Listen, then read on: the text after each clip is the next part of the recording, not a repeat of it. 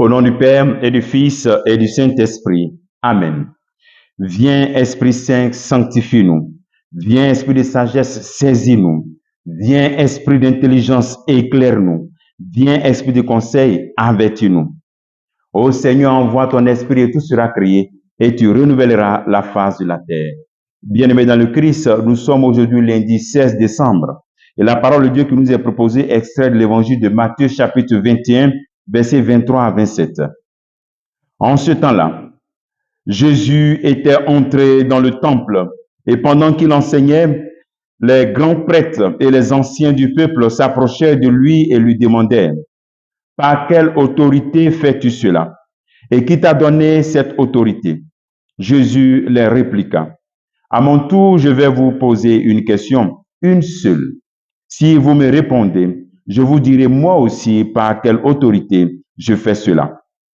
Le baptême de Jean, d'où venait-il? Du ciel ou des hommes? Ils faisaient en eux-mêmes ce raisonnement. Si nous disons du ciel, il nous dira pourquoi donc vous n'avez pas cru à sa parole. Si nous disons des hommes, nous devons redouter la foule, car tous tiennent Jean pour un prophète. Il répondit donc à Jésus: nous ne savons pas. Il leur dit à son tour: moi, je ne vous dis pas non plus par quelle autorité je fais cela. Acclamons la parole de Dieu. Louange à toi, Seigneur Jésus. Cette rencontre des pharisiens, Jésus qui demande l'autorité par quelle autorité se fait dans la synagogue où le Christ est en train d'enseigner. Le Christ, dans le temple, le Christ est en train d'enseigner. Il enseignait. Donc, ça doit nous interpeller. Jésus qui constamment enseigne, il prend le temps d'enseigner. C'est bon de se poser cette question: est-ce que moi, je prends le temps d'enseigner, de parler de Dieu à mes enfants? Est-ce que je prends le temps d'enseigner mes collègues, de parler de Dieu aux membres de ma famille, d'enseigner, surtout les membres de ma famille, parler de Jésus-Christ de manière explicite? Il est vrai qu'on enseigne aussi par notre vie. Est-ce que j'enseigne par ma vie? Le Christ, dans le temple, prend le temps d'enseigner.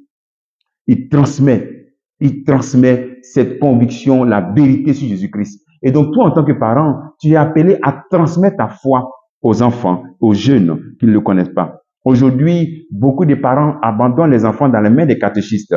Non, c'est bon, les catéchistes font le travail. Mais les vrais catéchistes, ce sont les parents.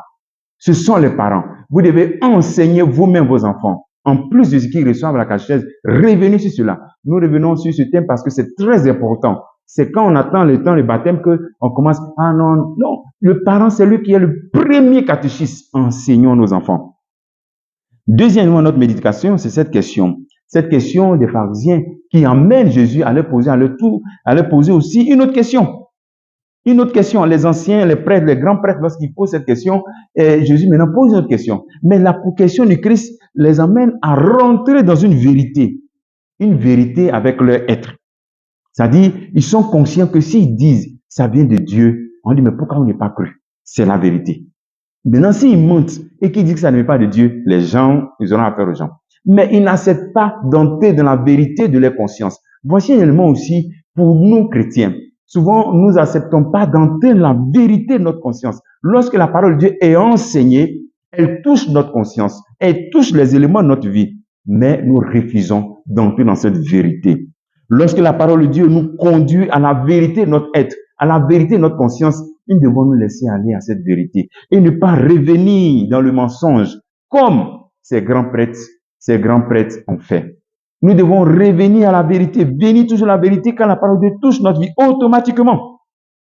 Automatiquement. Ces grands prêtres et les anciens du peuple ont refusé. Et plus on est âgé, plus il est dur de revenir, de venir à la vérité. On reste dans le mensonge.